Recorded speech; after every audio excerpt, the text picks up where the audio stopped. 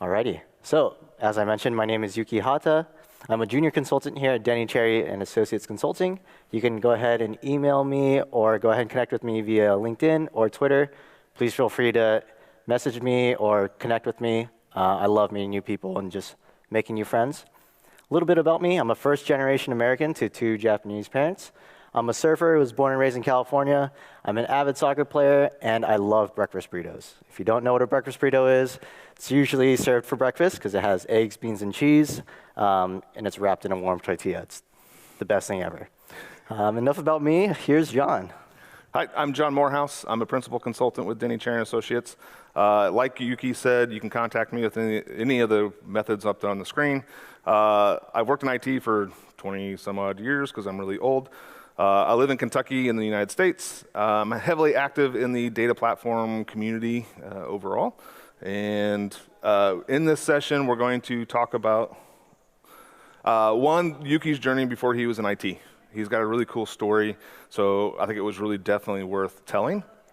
And we're going to talk about the struggles that he had as a newbie coming into the IT field, as well as the struggles that I had as being a mentor. And I've got some advice for future mentors if they decide to take somebody on, and things that we would do differently. Obviously, that we have learned quite a bit in this journey. And this is really about his journey, so it is yours. All right, so pre-IT, what was I doing before?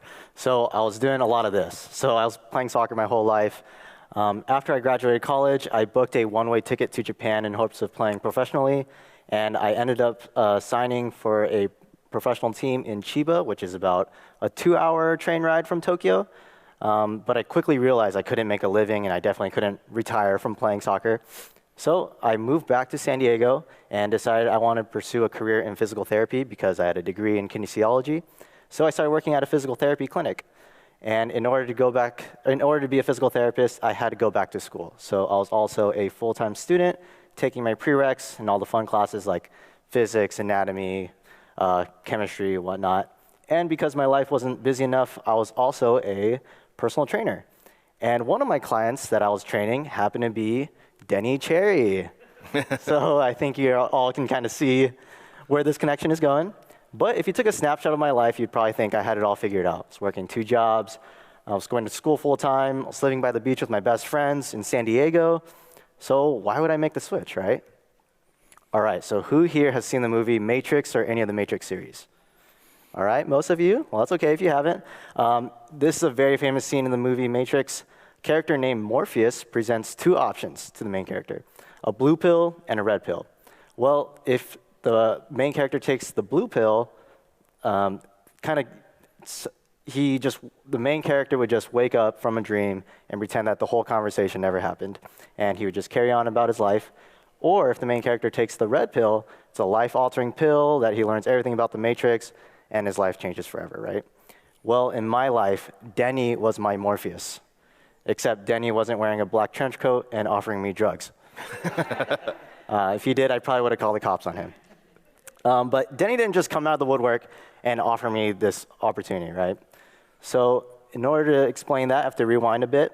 So as I mentioned, I was living in San Diego, and I was just about to start my doctorate program in physical therapy. But my wife, she was offered a job in LA. And if you don't know, LA to San Diego, it's about 2 to 3 hour drive.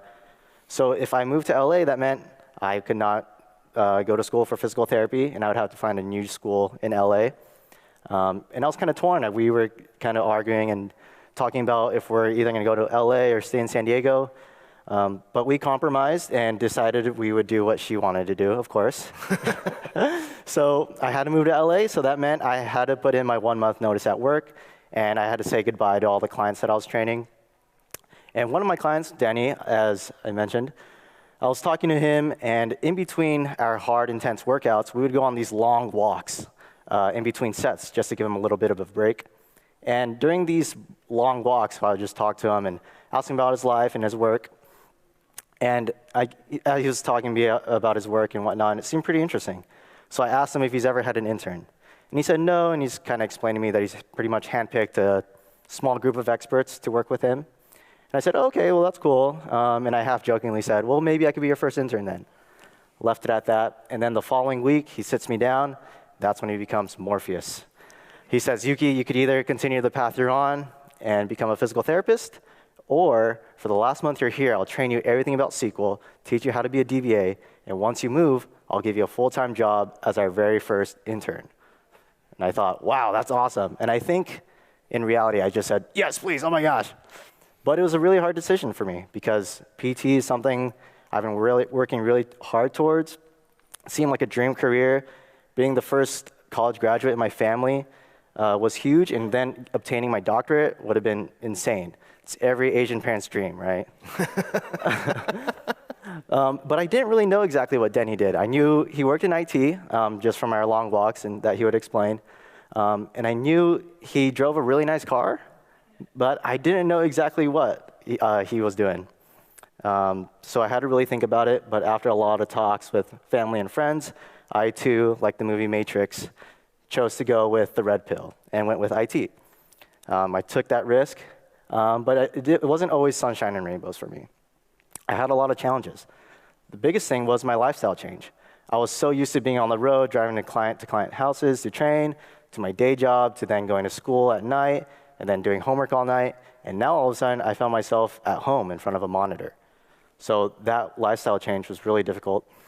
And the other thing was I was starting from scratch, and on top of that, I was placed on a team of Avengers, and I felt like Mickey Mouse.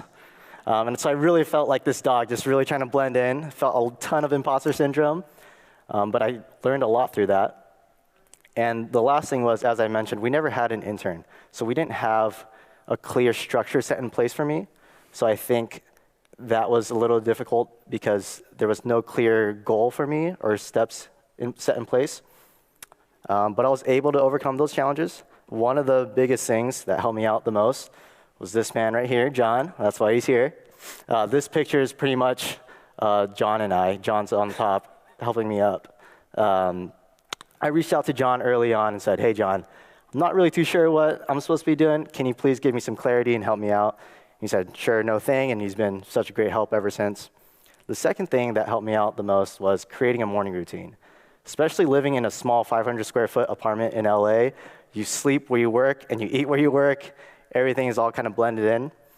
So working from home was difficult, so I created a morning routine. So I would wake up, do some type of physical activity like running, surf, anything, take a shower, get ready to change. And then once I sat down, that got me in the right mentality and right mindset of, okay, now I'm in work. And the third thing that helped me out the most was having some type of an accountability partner. I had a buddy named JJ who lived a couple miles away from me. He had a guest pass or a buddy pass at a WeWork. So he would let me go there sometimes. And even nowadays, I work out of a coffee shop 3 to 4 times a week just to be in that work environment. And I think just being in that type of setting or having some type of accountability has helped my production so much and my productivity.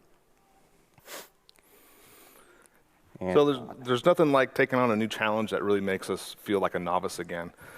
Taking on the challenge of being a mentor for Yuki has really amplified that message. Really, where do you take somebody who's never been in your field, and where do you start when you try to teach them things? Especially concepts that have been 20 plus years of my life that are second nature. Where do you start with that? So I had to go back to the basics. I had to find a way to go back to teach Yuki, like, where do we start? Do we start with CPU architecture? Do we start with storage? Do we start with memory? Do we start with databases? Where do we start? Computers. He's coming from a biology and human anatomy side of things. So where do we start? So getting back to the basics was a big challenge for me in terms of how do I convey those messages to him. The other thing that we found is that if you know us at Denny Cherry Associates, we don't do things normally. And so we were literally flying by the seat of our pants. No joke, Denny called me and said, hey, I don't have enough time with my client workload. Do you have time to do this? And I, of course, said yes, without really thinking through what that needed to look like, right? So we would quite often initially fly by the seat of our pants. It was a fun journey. The other thing that we had to challenge doing is finding the right methodologies. Now, I can't imagine doing this 10 years ago because the technology today has really helped. Things like team meetings. He and I would get together to go over a concept like VMware or virtualization or CPU architecture. He would record the meetings in Teams to be able to go back and replay and re-listen to that meeting and see what that message was conveyed. We use Microsoft Whiteboard. This is not a sales pitch, but Microsoft Whiteboard was another great tool that we used to be able to convey some technical concepts so that he could go back and watch it again.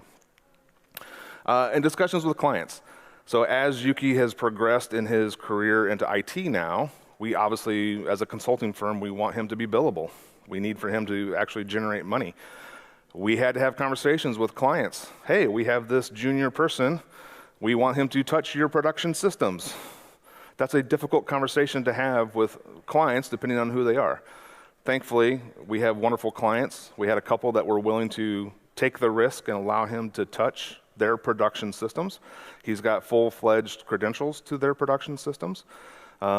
I watch over his shoulder a little bit, but he's doing the work on his own, and so we're thankful for those clients. If you are looking to become a mentor, or you're in the process of being a mentor, here's some advice.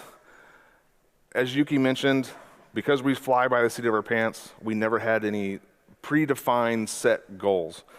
Looking back, Denny, myself, Yuki should have sat down and said, hey, here's the short-term goal, here's the 1 month, the 6 month, the 1 year, this is where we expect you to be, this is where we expect you to do. We never did that.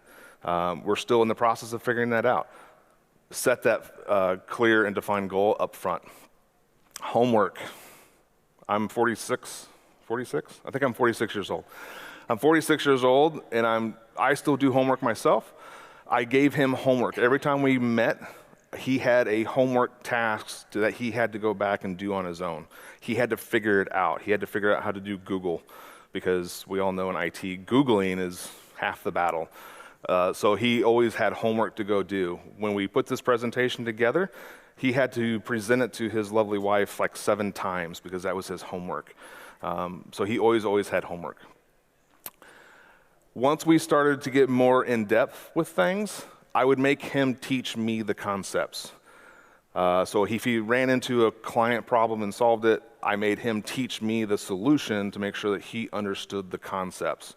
Not just the routine, not click here, do this, click here, whatever, but tell me why it was broken, tell me why you fixed it and how you fixed it. He had to teach it to me. And so that forced him, we all know as speakers or people who attend conferences, that teaching is the greatest lesson to learn, because if you can teach it, you know the concepts. Regular check-ins. And this is back with us clear and defined goals and flying by the seat of our pants.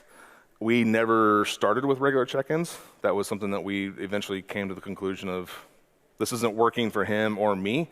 And so we actually defined every week we meet at least for an hour. We get on a Teams call. We talk about clients, homework, whatever he wants to talk about, whatever concepts he wants to discuss. And obviously patience. Some things that are very easy for me are difficult for him. Not because he lacks intelligence, he lacks experience, right? So he has come a very, very long way, but I found as a mentor, I had to remember that I'm teaching a concept that might be difficult for him, and I have to explain it 15 times. That's what I have to do as a mentor. What do we do differently? What would we do differently? I think if I could go back in time, I would just ask John sooner, because the sooner I would have asked John, the sooner I would have started learning, and the better of an employee I would have been. Another thing that I would just recommend is if something isn't working out for you, just change it up. And if something is working for you, keep at it and just try different things until they work. What about you, John? What would I do differently? I think definitely setting the clear and defined goals I would do differently. I would have that conversation with Yuki and Denny, our boss, very, very sooner than we have, because we actually haven't had that conversation still yet. I think we're scheduled for next week, right? Yep. Yeah, that's what I would do differently. And then, so from 0 to hero. So I started off with nothing, right? But I wouldn't consider myself a hero yet. But obviously, my whole journey wouldn't be possible without Denny and his wife, Chris, for taking that risk in the beginning and hiring me. And thanks to John, I have now been promoted to a junior consultant with his help. And I'm now a billable resource. And just last week, I resolved a production issue without John's help, or without him shadowing me. I was double checking, obviously. Yep. And now the biggest thing is I'm writing health checks, which is we get a snapshot of a client's database or system, and we pretty much write a thorough report about it, just talking about what could be better, what needs to be changed, and what should be kept the same. And I think throughout my journey, the peak or the pinnacle so far has been being here with you all and speaking at SQL Bits, because this is my first talk, and I just feel so thankful and honored to be here. And with that, we just want to say thank you, and we'll open up to any questions. 60 minutes. Anybody online? Doesn't. There's 8 people online. Okay, that's fine. Cool. Awesome. Oh, wait. Yes. Hang on a sec. I think the... Hang on. So what was the most difficult concept that you had to learn?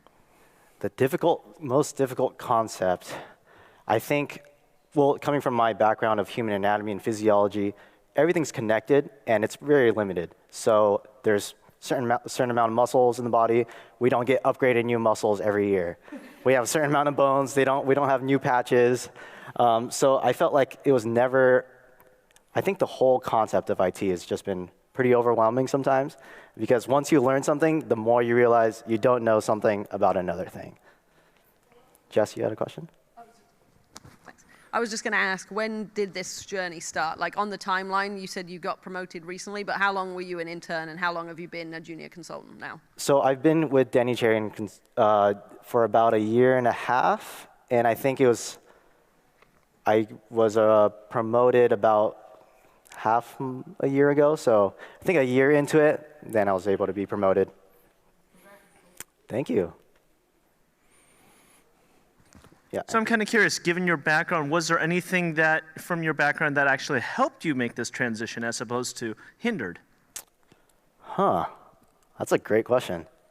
I think just from my background, just speaking to new people and training them, I think the biggest thing was just people skills, and then just being put on a new team instead of just being too embarrassed or, I don't know, I wasn't really too shy to ask questions and really reach out for help. And I think the challenges that I faced playing soccer and just playing in a different country really just kind of opened myself up. And I don't know, it wasn't as hard as playing soccer, I felt like, so.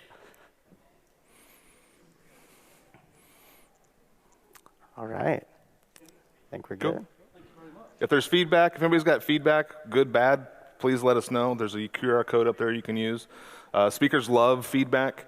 We're big, we're adults, we can take it. So if it was horrible, please give us feedback as to what we can do better. If not, we appreciate it.